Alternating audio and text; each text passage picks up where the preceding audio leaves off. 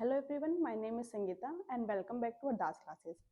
आज के इस क्लास में हम बात करने जा रहे हैं भारत का संवैधानिक विकास, इंडियन कॉन्स्टिट्यूशन डेवलपमेंट। कैसे भारत का संवैधानिक विकास हुआ, इसके बारे में हमने पिछले 2 वीडियो बना रखे हैं, जिसमें 1773 रेगुलेटिंग एक्ट से लेकर 1909 तक का जो एक्ट है वहाँ तक की चर्चा कर चुके हैं।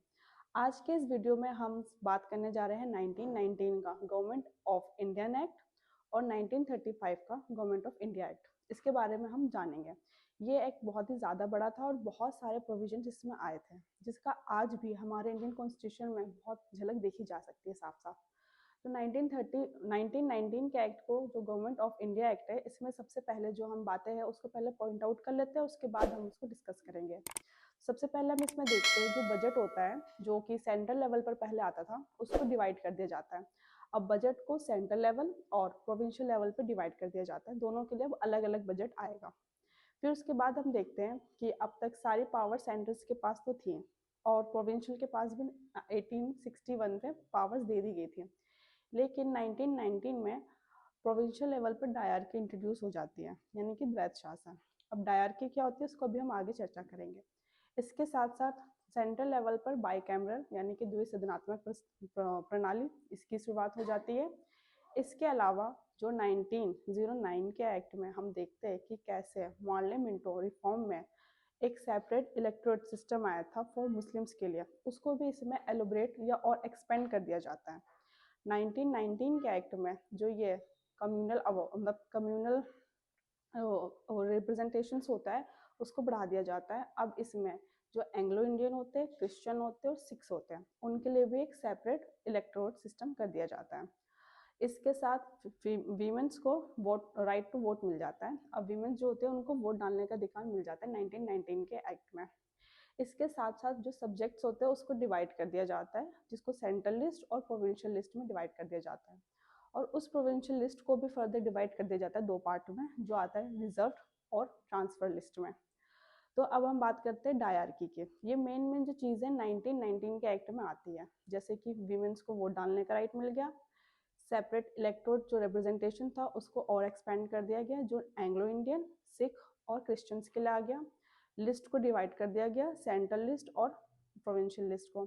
इसके साथ साथ बजट को भी डिवाइड कर दिया गया, सेंट्रल का बजट अब अलग होगा और प्रोविंशियल का बजट अब अलग होगा। तो डायरकी क्या था, बहुत ही बड़ा चेंज आया था अब तक के एक्ट्स के थ्रू।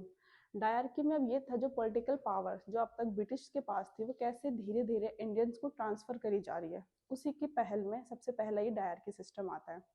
प्रोविंशियल लेवल पे जैसे कि हम देखते हैं, एक होती है प्रोविंशियल एग्जीक्यूटिव काउंसिल और एक होती है प्रोविंशियल लेजिस्लेटिव काउंसिल। जो प्रोविंशियल एग्जीक्यूटिव काउंसिल होती है उसमें इंडियंस और ब्रिटिशर्स दोनों होते थे। इंडियंस की एंट्री एग्जीक्यूटिव काउंसिल में हम देखते हैं 1909 के एक्ट में हो जाती है। उसी के तहत जो ये लिस्ट डिवाइड होती है, प्रोविंशियल लिस्ट, उसको डिवाइड 2 पार्ट में कर देते हैं, 2 पार्ट्स में, जिसमें से जो रिजर्व लिस्ट होती है वो ब्रिटिश को दी जाती है और जो ट्रांसफर लिस्ट होती है वो इंडियंस को दी जाती है, जो एग्जीक्यूटिव काउंसिल्स के मेंबर्स होते हैं।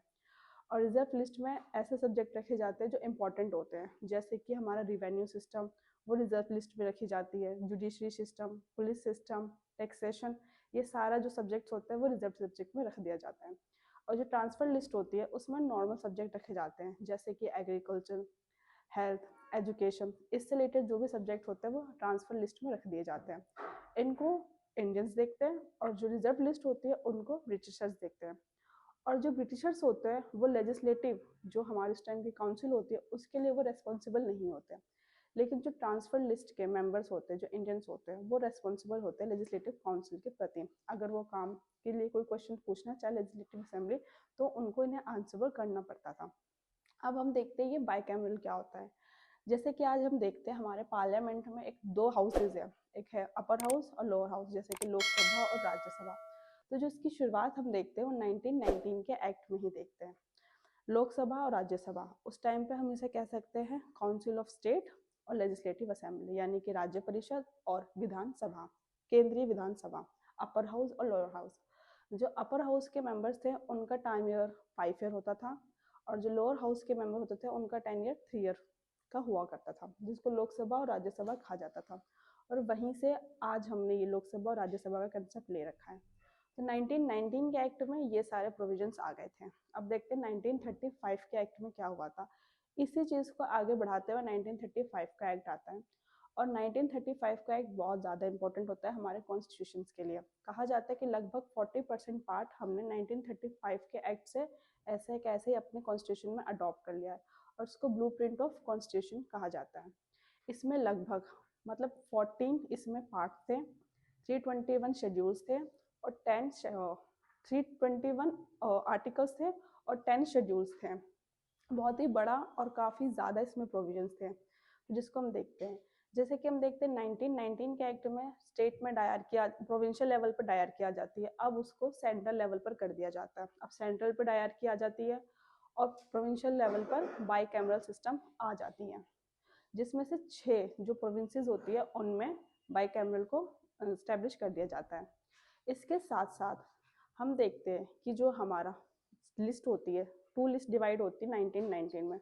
अब 1935 में लिस्ट 3 बन जाती है, जो होती है स्टेट लिस्ट मतलब सेंट्रल लिस्ट, प्रोविंशियल लिस्ट और कंकरेंट लिस्ट। इसके अलावा इसमें और प्रोविजंस होते हैं, जैसे कि आरबीआई की स्टैब्लिशमेंट होती है, रिजर्व बैंक ऑफ इंडिया, वो 1935 के एक्ट के थ्रू होती है। फिर ऑल इंडिया फेडरल कोर्ट, उसकी स्टैब्लिशमेंट भी 1935 के प्रोविजन के तहत होती है। और उसके अलावा बर्मा यानी कि म्यांमार, वो भी डिवाइड होता है 1935 के एक्ट के तहत, जो 1937 में हमारे इंडिया का पार्ट, 1935 तक हमारे इंडिया का पार्ट होता है, उसके बाद उसे अलग कर दिया जाता है 1935 के एक्ट में। इसके साथ साथ जो 1919 में जो हमारा कम्युनल रिप्रेजेंटेशन था उसको एक्सपेंड करा गया था, 1935 में उसको और बढ़ा दिया जाता है। 1919 में हम देखते हैं कि जो ये कम्युनल रिप्रेजेंटेशन होता है वो एंग्लो इंडियन, सिख और क्रिश्चियंस के लिए होता है। 1935 के एक्ट में ये बढ़ा दिया जाता है वीमेंस के लिए, लेबर्स के लिए, और जो डिप्रेस्ड क्लास होती है यानी महिलाएं, मजदूर और जो दलित वर्ग होती है उनके लिए एक अलग से एक सांप्रदायिक प्रतिनिधित्व का व्यवस्था कर दी जाती है।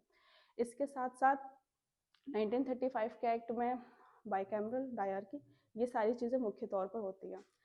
इसी तरीके से ये एक्ट खत्म होता है। अब आगे की वीडियोस में हम देखेंगे कैसे कैसे प्लान आते हैं, जैसे 1940 का प्लान आएगा, अगस्त प्रपोजल, फिर 1942 का आएगा क्रिप्स मिशन, 1945 का शिमला समझौता, फिर 1946 का कैबिनेट मिशन। इसको हम आगे की वीडियो में देखेंगे, और कैसे हमारा भारत आज़ाद होता है और कैसे संविधान सभा बनता है। जब तक के लिए धन्यवाद, थैंक यू।